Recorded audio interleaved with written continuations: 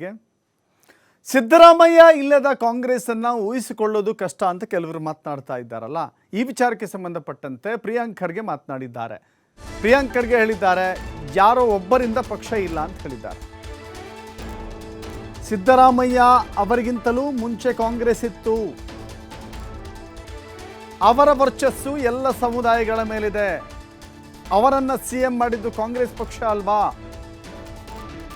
ಮಲ್ಲಿಕಾರ್ಜುನ ಖರ್ಗೆ, ಸಿದ್ದರಾಮಯ್ಯ, ಡಿ.ಕೆ. ಶಿವಕುಮಾರ್, ಪರಮೇಶ್, ಸತೀಶ್ ಎಲ್ಲರೂ ಕಾರ್ಯಕರ್ತರಿಂದಲೇ ಬೆಳೆದವರು.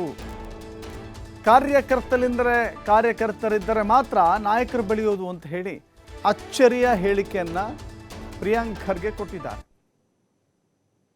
ಪಾರ್ಟಿ ಅಲ್ಲ, ಯಾರೇ ಇರ್ಬೋದು, what ever it is. And ಭಾಳ ಸ್ಪಷ್ಟವಾಗಿ ಸಿ ಎಂ ಅವರು ಕೂಡ ಹೈಕಮಾಂಡ್ ಏನು ಹೇಳುತ್ತೆ ಅಂತ ಕೇಳ್ತಾ ಇದ್ದೀವಿ ಅಂತ ಹೇಳ್ತಾ ಇರಲ್ಲ. ಪಾರ್ಟಿ ಕಾರ್ಯಕರ್ತರಿಂದ ಇರ್ತದೆ, ಕಾರ್ಯಕರ್ತರು ನಾಯಕರನ್ನ ಬೆಳೆಸ್ತಾರೆ.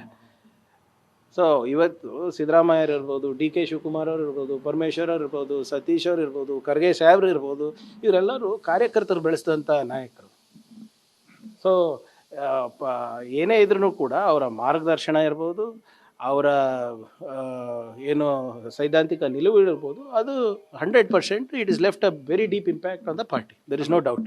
ನೋಡಿ, ಯಾರು ಒಬ್ಬರಿಂದ ಪಾರ್ಟಿ ಇಲ್ಲ, ನನ್ನಿಂದ ಪಾರ್ಟಿ ಅಂತ ಹೇಳಿದ್ರೆ ಅದನ್ನು ಯಾರು ಮಾಡಲಿಕ್ಕಾಗಲ್ಲ. ಈಗ ಸಿದ್ದರಾಮಯ್ಯ ಅವರು ಅಂತ ಒಂದು ಅಪಾರವಾದಂಥ ಕೊಡುಗೆ ನಮ್ಮ ಪಕ್ಷದಲ್ಲಿದೆ.